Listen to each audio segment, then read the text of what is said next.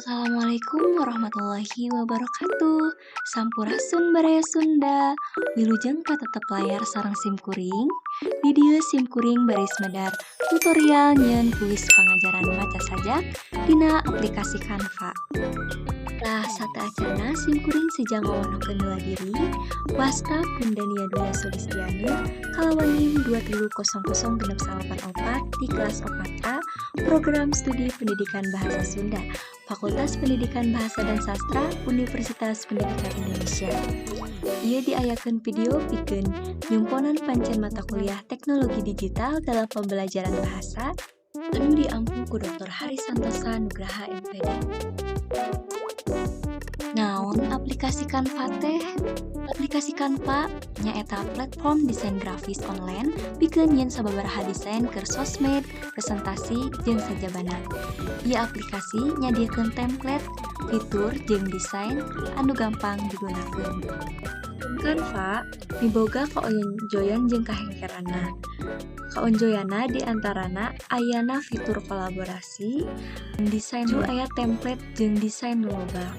Tah kahengkeranna ngabutuhkeun internet jeung fitur premium nu kudu mayar. Tah sateacana di sakola sok aya we siswa nu kurang antusias dina pangajaran sabab ngagunakeun pangajaran anu monoton. Tah, ngagunakeun fitur kuis dina aplikasi Canva bisa ngajadikeun hal anyar dina pangajaran, sangkan siswa bisa menang pengalaman anyar jeung ngaronjat antusias diajarna. Urang langsung we kana tutorialna. Hiji, baraya bisa buka Google Play Store, tuluy pilari akun Canva. Pencet download aplikasi Canva. Buka aplikasi Canva sabada ka download. Tuluy baraya bisa milih daftar nggunakeun cara sababaraha pilihan. Di dieu simkuring baris nganggo akun Gmail. Lebetkeun akun Gmail nu baris digunakeun, pencet lanjutkeun. Kode bakal dikirim di akun Gmail nu didaftarkeun. Cek di Gmail, salin kode, tempel di kolom. Tuluy pencet lanjutkeun.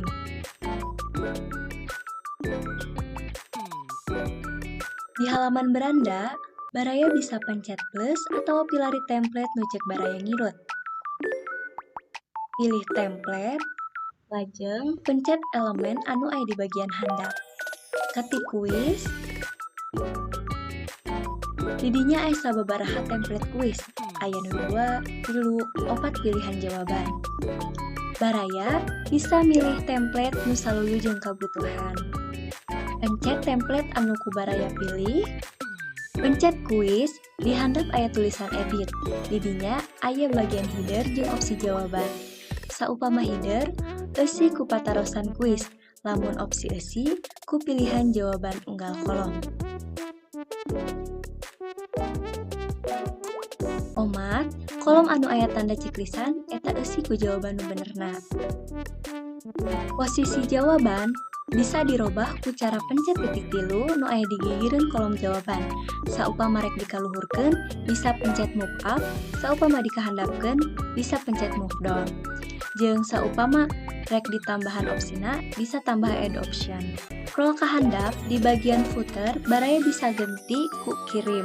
Pencet deui kuisna, dina bagian respon, ieu baraya bisa uningan saha nu geus beres ngeusi kuis.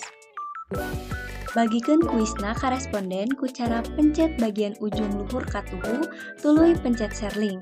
Omat, aksesna mung sakur bisa nempo, teu bisa ngedit.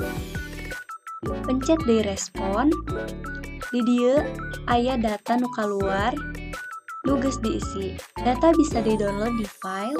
Didinya aya akun Canva nu ngeusi, ngajawab naon, bener atawa salah, jeung jam ngeusi kuisna. Lah, mung sakitu anu ku simkuring tiasa dipedar. Hapunten bilih aya kekecapan anu kirang marenah. Mugia ieu video tiasa manfaat. Tong hilap like, komen, jeung subscribe. Wassalamualaikum warahmatullahi wabarakatuh.